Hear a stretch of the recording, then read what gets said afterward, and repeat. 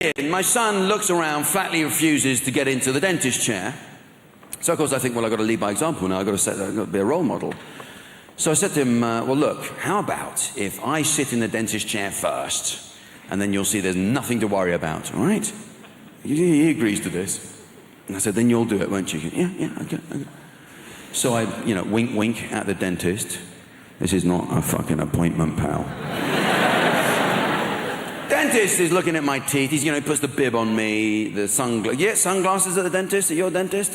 What is that? That's a great little trick, that one is. What are they? You meant to think you're at the beach or something? Well, you're sunbathing. Oh, relax. Look, the sun is out. There are 4 of them, but they're out. Oh, you clever man. I forgot I had a Black & Decker in my mouth for a minute there. It was incredible what you did. You tricked me with the sunglasses. Anyway, he's looking at my teeth. And then he goes, oh, actually, there is something I can do for you here, Mr. D. And without any warning, gets the drill. Straight in. They always do a couple like that just before they do it. They know it bloody works. They're trying to shit you up. That's what's going on. Start drilling, goes straight into a root canal up here. I'm feeling the kind of pain that I didn't know could exist. I'm just trying to diffuse the pain through the arms of the chair. I'm just going, blood coming off the ceiling. My son runs out into reception. It's a total disaster. I didn't get a bravery sticker. The whole thing has gone wrong. Well, who likes to go to the dentist? You wouldn't. From the moment you get there, they put that little vacuum cleaner in your mouth and, oh, God, they stick that thing in your mouth. It sucks all the saliva out. It always reminds me of my first girlfriend. And I'm always anxious they're going to flick it onto blow by mistake. I'm going to end up with a mouthful of the previous guy's phlegm. I'll be there like some human volcano in my Foster Grants full of slums. Bits of tooth I'm spitting out all day. It's not mine! I never wore a brace! It is an odd thing, though, at the dentist, how you look forward to the pink drink. Once you're there, having this stuff done, you begin to think, see that pink drink? That's mine. At the end of all this, I get the pink drink. It's going to be worthwhile. That little plastic cup with the pink drink in, it's mine. You look forward to the pink drink. He's doing what he wants. He's tinkering around with his little craft set inside your mouth. Doing what he wants, injecting the injection, how unnatural is that? An injection in the mouth. Oh, it'll just feel like a little scratch. So what do you say? It'll just feel like a little scratch. And then after about 10 minutes, it'll feel like you've had a stroke.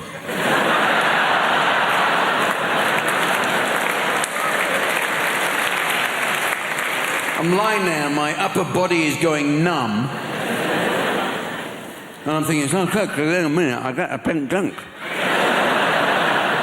You find yourself looking forward to those words you can swell. Oh, did you learn that?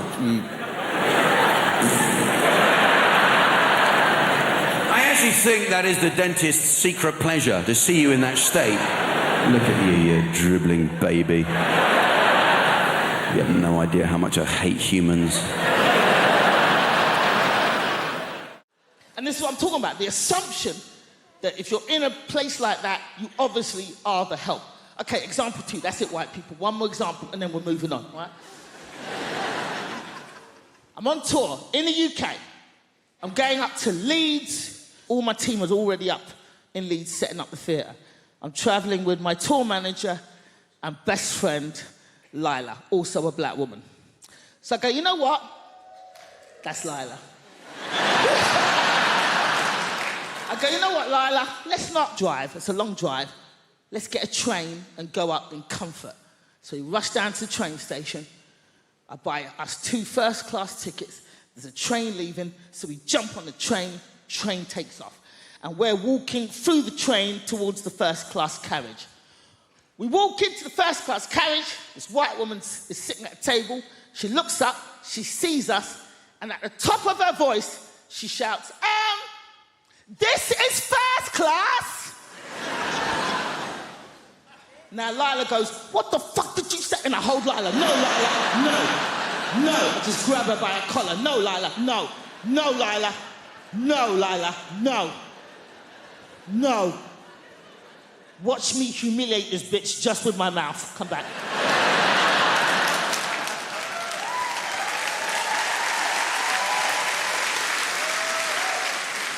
So at the top of my voice, I say, thank you, lady. But what was it about us that made you assume that we didn't belong in the first-class carriage? She starts to fumble. Everybody on the train just kind of leans up from behind their seats.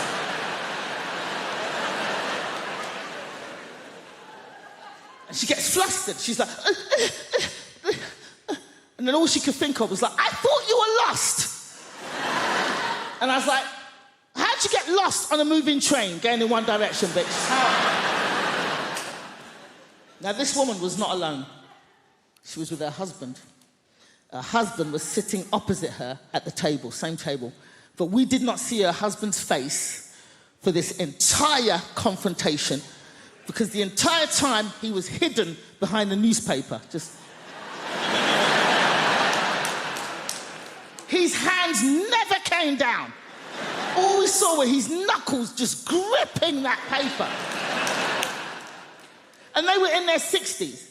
So they'd obviously been married a long time, and he's behind that newspaper going, ah! Nosy, big-mouth cow! 30 years we've been married, and every day of those 30 years I've said, mind your own fucking business!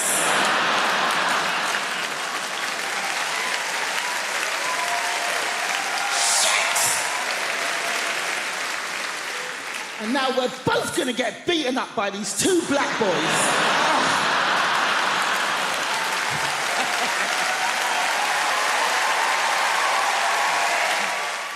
And the thing I never bargained for with the kids is that they get sent home with homework from what, the age of 3 now, is it? Yeah, don't they?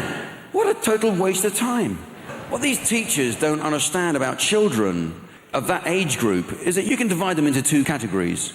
There's the first kind of child who will look at a piece of paper with a sum on it and think, 3 add 3 equals 6. Then there's the other kind of child who eats the paper. Where's your homework? Oh, look it. In fact, the only thing kids use homework for is just a ploy to stay up later when it's bedtime. They deliberately don't tell you, don't they? They keep it back. They don't tell you they've got homework. They hold it back. They're playing their cards close to their chest. They're waiting for that moment. Come on, you've seen your program. Turn the television off. Up to bed. I still have homework to do. I think that trumps you, sir.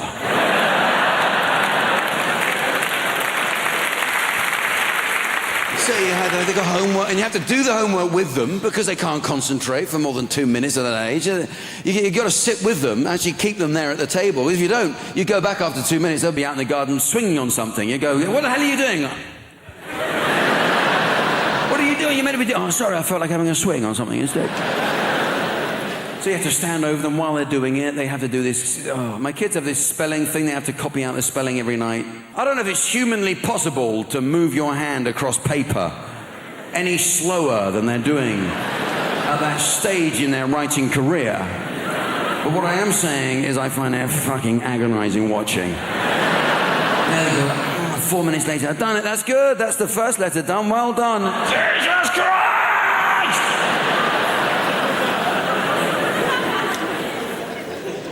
I got to the point with the homework that I couldn't watch it being done anymore. I had had enough of this, you know? And I was tucking them all in. I'd done it with 3 others, the other 3 kids, and then there's the last one. You go, I haven't done my homework. And I couldn't face it anymore. I snapped, you know? I said, well, you know what? Leave it. Leave it. I imagine if you do leave it, that something will have happened by the morning.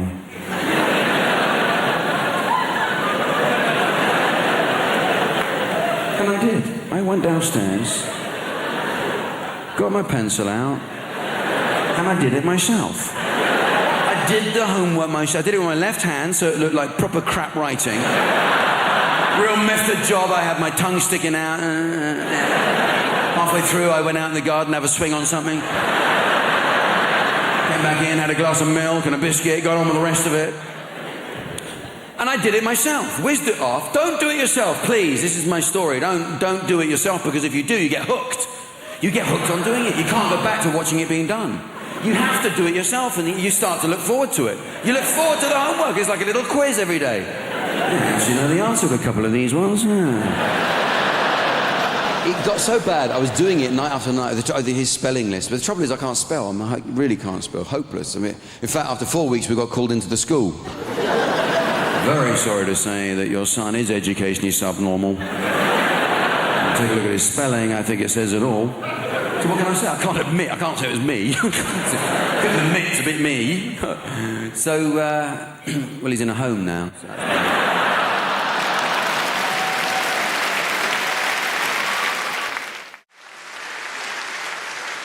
I've made a list of pros and cons, because I've been spending a lot of time in brothels and prisons.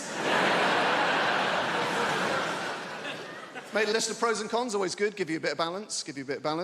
Con, complete loss of all feelings of hope and possibility. That doesn't sound very good, does it? It doesn't sound much fun, does it? Pro, increased plug socket access. 1-1. I say increased, it's actually total plug socket access.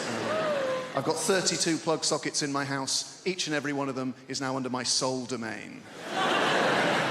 Con, all experiences that formed the basis of my happiness and sense of self-worth are now destroyed by grief. Downer. A bit of a downer, isn't it? Pro, less recycling. I can fit it all in the green box now. It's remarkable when you take into account just how much I'm drinking.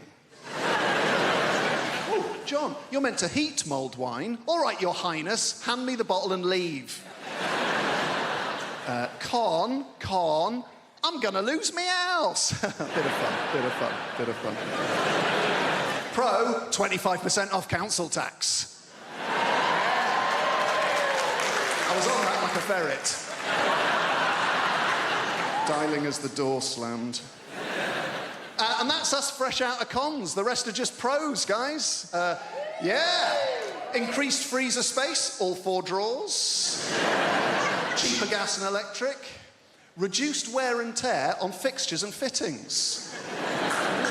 And when I say reduced, I don't mean by half, because I was only ever responsible for about 10% of scuffs and spills. So we're looking at a net reduction of 90% in real terms. This is my favourite one. Ultimate control over where the iPhone charger cable is and why it is there. There was a time it would take hours to answer the questions, where is the iPhone charger cable and why is it there? Not anymore. Plugged in next to the bed, most convenient place to have it. Simple. Is it unplugged in the bathroom? No, it's not. It'd be a ludicrous place to keep it. There's no plug socket in the bathroom.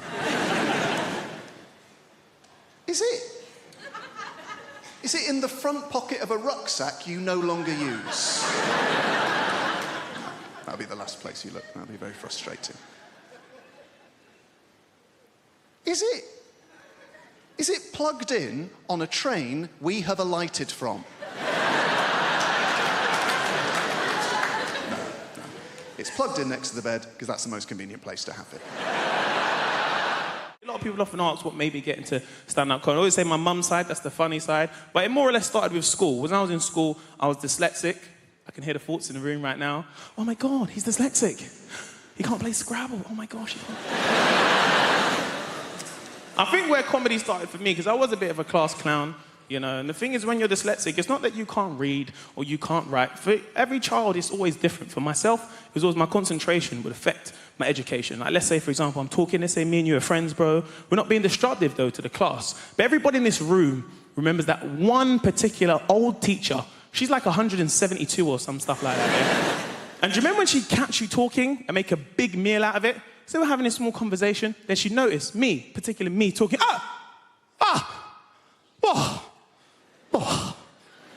ghastly. conversation over here. Yes, children, we've got a conversation over here. No. Stand up. No, you can stand up.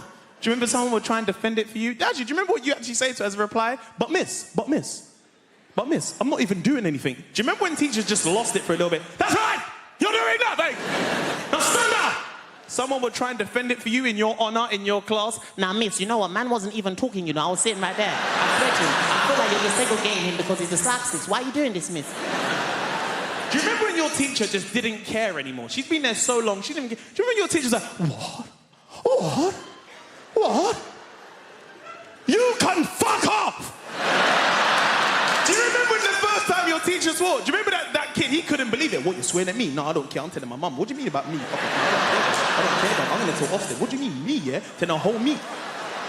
This teacher didn't care. And you, stand up. So I stood in front of the whole class. I was in a science lesson. So one teacher said to me, so Mr. Mo, Mr. Mo, being as you like to talk. No, because you like to talk. You ever seen when teachers get so passive-aggressive they laugh, but nothing's funny? Mr. Mo, no, you like to talk. You think it's MSN or something like this, don't you? Yes. So, being as you like to talk, yeah, you can tell everybody in this lesson, yes? Yeah, no, because you're a talker. You're going to be a teacher one day, aren't you? You can tell everybody in this lesson what osmosis is. Huh? What is osmosis? So I was like, osmosis. So I was like, well, osmosis is actually the process where a high concentration goes into a low concentration. A bit like if I put potatoes in water, they expand with weight and density. Anyway, what I was saying before getting really interrupted, basically like...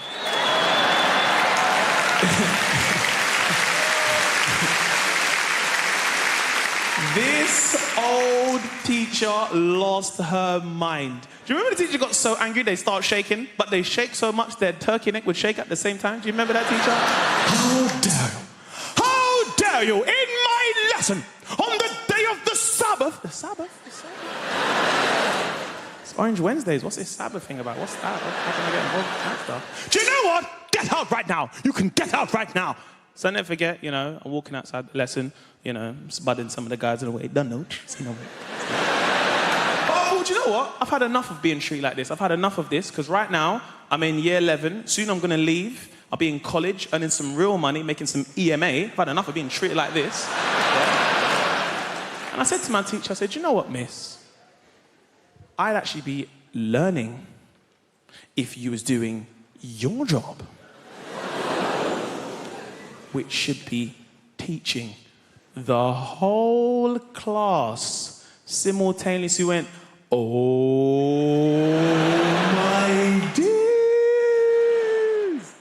I've realised that the musician I want to be is the drummer from Coldplay. I want to be the drummer from Coldplay so badly because that dude is rich as shit and no one knows who the fuck he is.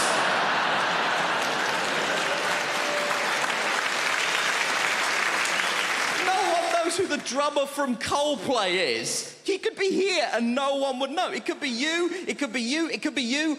I'm not sure it's an Indian woman, but it could be. We don't know.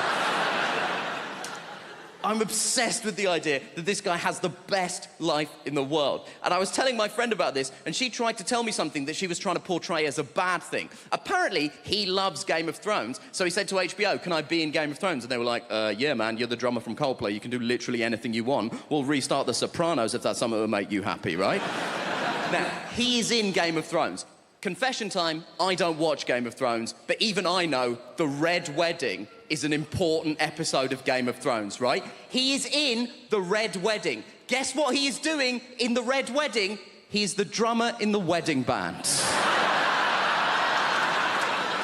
That is the extent to which this guy's anonymity is a borderline superpower. He is in the most famous episode of one of the most popular television shows in the world, doing the thing he is famous for, and no one noticed.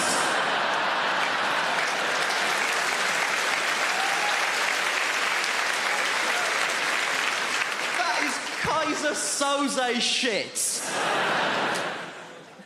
And my friend was telling me that she read a supposedly embarrassing story that one of the actors told. One of the actors said that when they were shooting The Red Wedding, he was making small talk with the extras, and he got round to the drummer from Coldplay and said, "Are you a full-time extra?" And the guy was like, "No, I'm a musician." So he said to the drummer from Coldplay, "He played on anything I might have heard of?" To which the drummer from Coldplay was presumably like, "Have you heard of All Music?"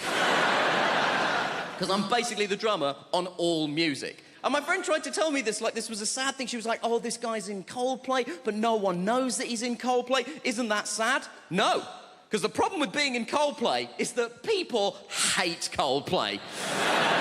People hate Coldplay so much. And the people who hate Coldplay don't say things like, "Oh, it's not to my taste." They say things like this: "I hate Coldplay!" But what you mean when you say that is, "I hate Chris Martin." No one is angry with the drummer from Coldplay. No one has ever been like, "Oh, the drummer from Coldplay! You ruined my life!"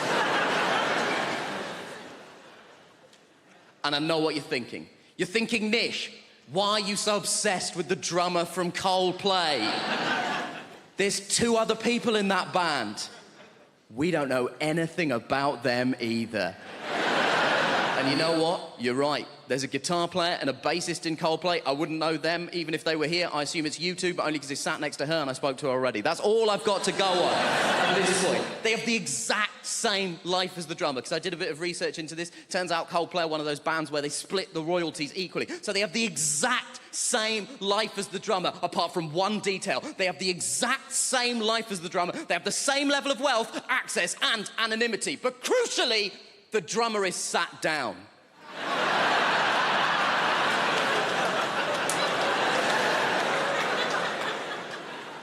And that is the dream.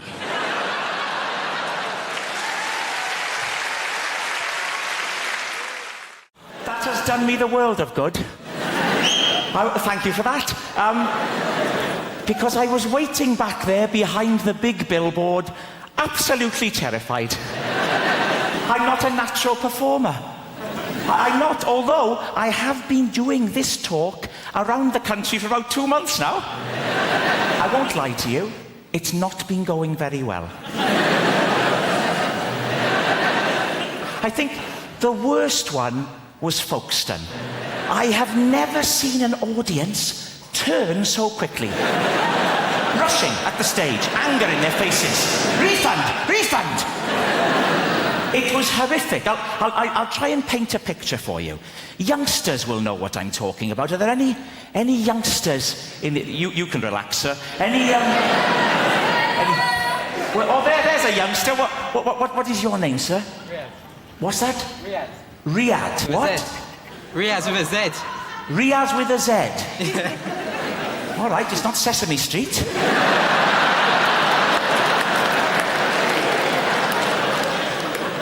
Riaz, how old are you?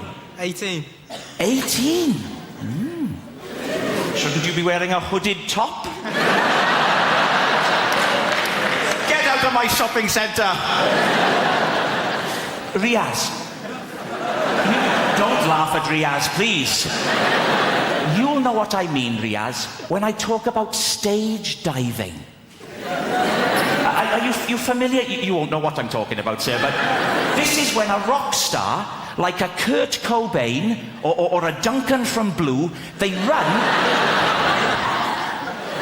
and they leap. And you're right to be afraid. You're right to be afraid. They leap onto the audience, Riaz. It's terrifying. The audience grab hold of them and manhandle them. Turning them around like that, all over the place. Terrifying.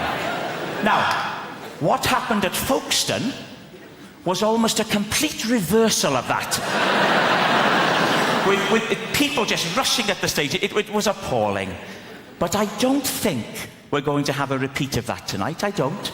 Because I'm already getting a lot of warmth from you. I am. To quote the great Darius Danesh, there's a lot of love in the room. There is. And a wide range. We've got Riaz with a Z. No one can take that away from you, Riaz. wouldn't try to. You'd whip out your hooded top and you'd happy slap me into submission.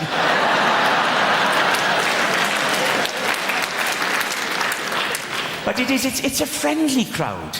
We've got a proper... Look, here we go. Right down in the front, there's a chap here wearing a T-shirt with a slogan on it.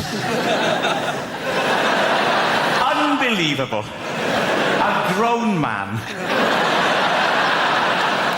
What is your name, sir? Chris. Chris, with a Z? Riaz, you're one up, you're ahead. I'll bet there aren't many other people in the whole building who have a Z in their name, in all honesty. Unless Zebedee's joined us tonight, which I think is unlikely. So you're a Chris. Yes. Chris. And what's the idea with the T-shirt, Chris? Is it Rag Week? I am quite impressed at the number of sports that have been adapted for disabled people, though. It's nice that they are so inclusive these days. I reckon we should go further and adapt versions of classic board games as well. You could play a very special edition of Guess Who, where all the characters had disabilities. No one would ever win, because everyone would be too afraid to describe their character in case they caused offense. The questions would be fun as well. Is your person incontinent? Does your person have crayon around his mouth? Does your person have trouble speaking properly? Is your person Danny Dyer?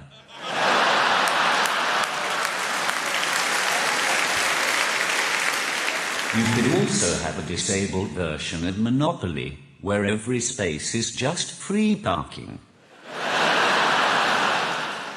Speaking from the personal experience of a bloke with a disability, I think that the dating game is much harder for people like myself. I've tried speed dating. That didn't work. By the time I'd typed out a sentence, it's time to move on to the next person. And I'm not looking for sympathy either. I'm just using emotional blackmail to try to get someone to sleep with me. I'll be in the bar afterwards, if any of you are interested. Yes, even you, sir.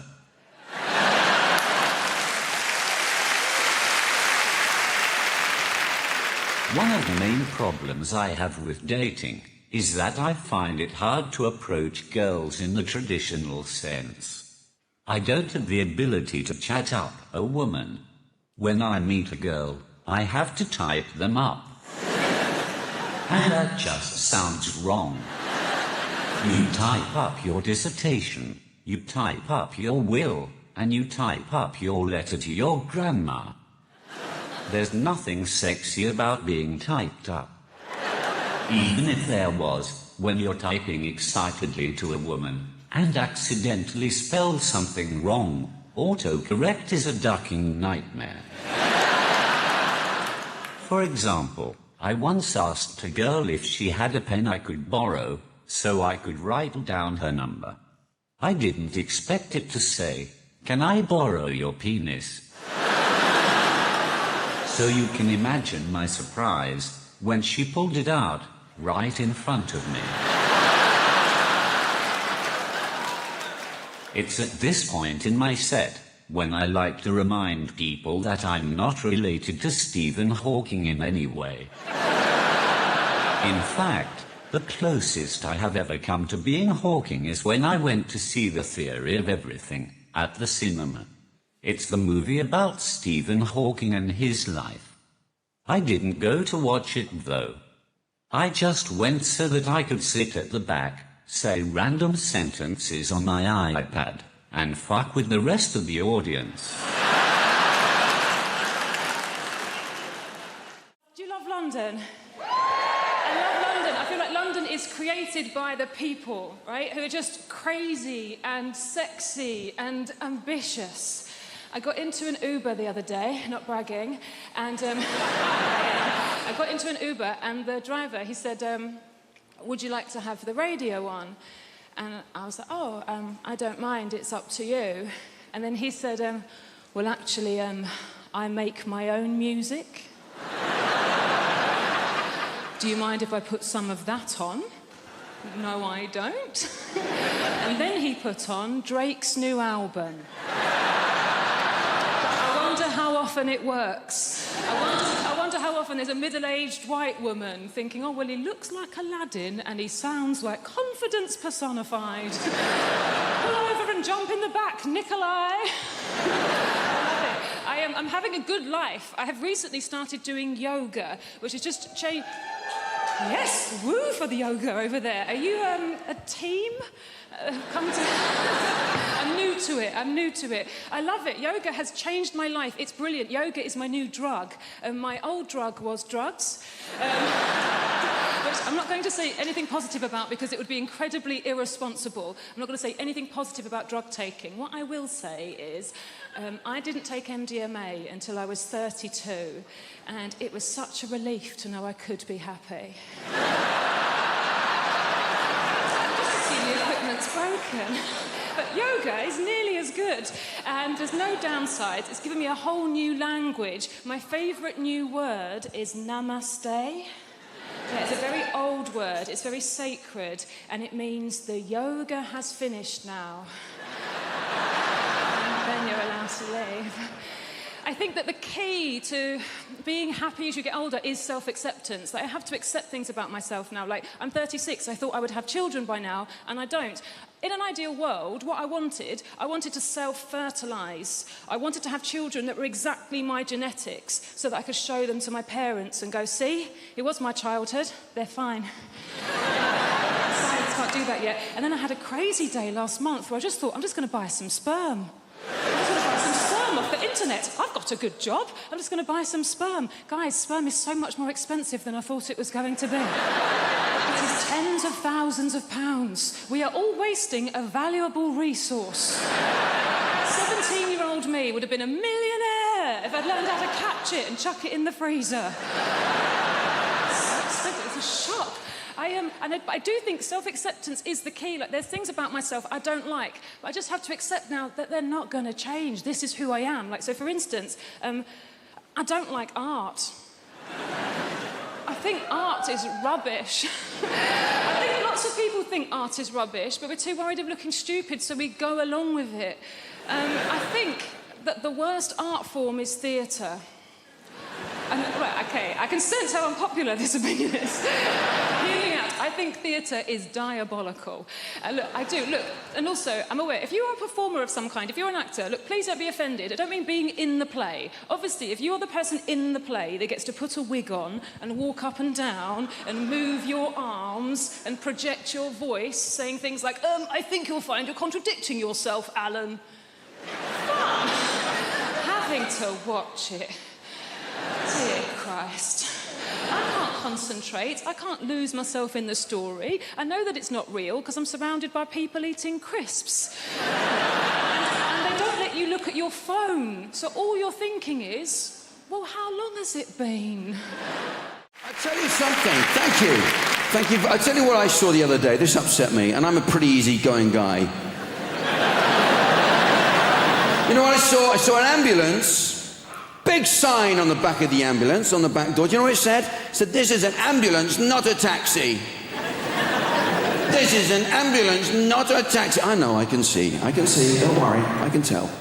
I know it's not a taxi. You know how I know it's not a taxi? Because last time I called a taxi, it didn't take 3/4 of a fucking hour to arrive. That's how I know. While I'm on the subject, can I just ask, is it really strictly necessary in this day and age to have the word ambulance written back to front on the bonnet of the ambulance? No, so if you see it in the rearview mirror, it says, I know why. I know why. I'm just questioning it. See, my point is, if the blue flashing light and the big red cross hasn't done it for you, just a hunch, but I suspect the word ambulance is going to be lost on you as well. So I'd like to know if there had ever been anyone in the history of the automobile who was driving along, looks in their rearview mirror and goes, huh, what the heck's this? Who's this joker with his blue flashing light? Big red cross behind me. Well, he's not getting past me. What does this say? Eculumbo? What does the hell that mean?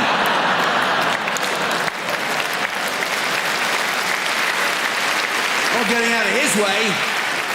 There's some pushy Danish furniture company behind me trying to get past me.